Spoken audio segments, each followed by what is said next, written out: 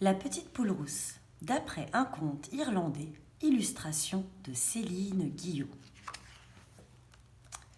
Il était une fois une petite poule rousse qui vivait dans sa maison au fond des bois. Comme elle avait de nombreux amis, la chouette, l'écureuil et tant d'autres, elle ne se sentait jamais seule.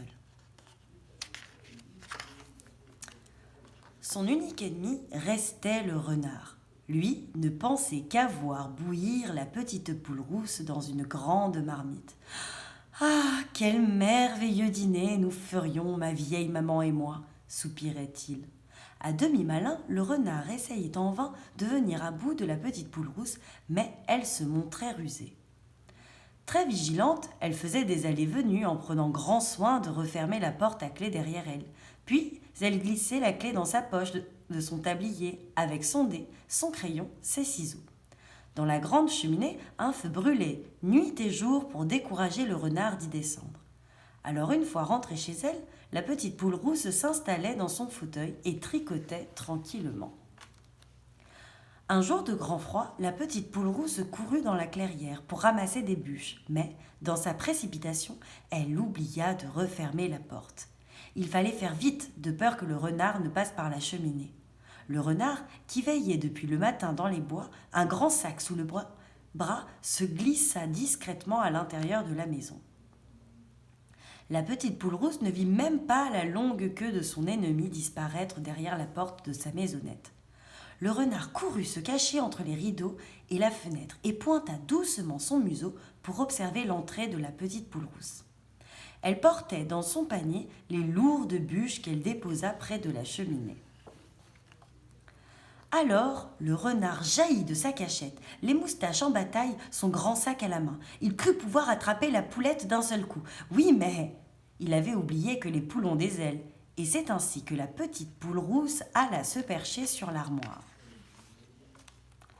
Une fois là-haut, la petite poule rousse prit le temps de se moquer de son chasseur.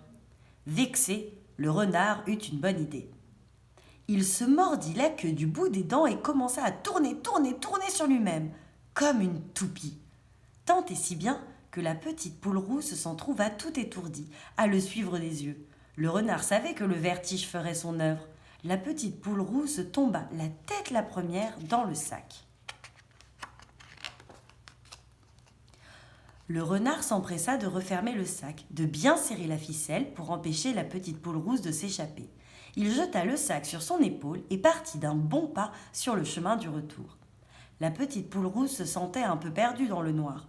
Alors, elle chercha à tâtons ses ciseaux dans la poche de son tablier et découpa, ni vu ni connu, un trou dans la toile du sac. Prudemment, elle sortit sa tête. Le renard avait dû marcher d'un bon pas. La petite poule rousse avait du mal à reconnaître le paysage. D'ailleurs, le renard se sentait bien fatigué, tellement fatigué qu'il décida de faire halte au bord de la route. Un repos bien mérité, car il restait encore une bonne moitié du chemin à parcourir, et le renard s'endormit.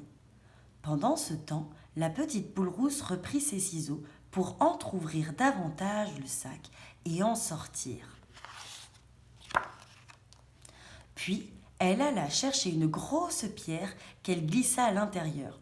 Ouh, que c'était lourd! Enfin, elle revint chez elle, aussi vite qu'elle put en courant, en volant, et elle s'enferma soigneusement dans sa maison. Le renard s'éveilla, prêt à reprendre la route avec. Pour l'encourager, l'idée d'un bon repas. Mais plus il avançait, plus il lui semblait que le sac s'alourdissait. « Oh, que cette poule est lourde !» se disait-il. « Voilà une bonne affaire, grasse à souhait. Nous allons nous régaler. » Sa vieille mère l'attendait sur le pas de la porte. Elle vit venir son fils, tout en sueur et tellement fatigué. « Alors, tu l'as attrapée, cette petite poule rousse ?»« Bien sûr. As-tu fait chauffer la marmite ?» L'eau bouillait à gros bouillon sur le fourneau. Sans plus tarder, le renard empoigna le sac par le fond devant les yeux admiratifs de sa vieille maman. Il le secoua alors brusquement au-dessus de la marmite. Splouf! La pierre dégringola et la marmite en se renversa et ébouillanta la famille renard. La mère et le fils hurlèrent, mais malgré leurs cris, Ils moururent rapidement. À compter de ce jour, la petite poule rousse ne ferma plus sa porte à clé. Son pire ennemi avait définitivement quitté la forêt. Fenêtres et portes grandes ouvertes sur le soleil, elle invitait ses amis, la chouette, l'écureuil, le lapin et tant d'autres à venir lui tenir compagnie.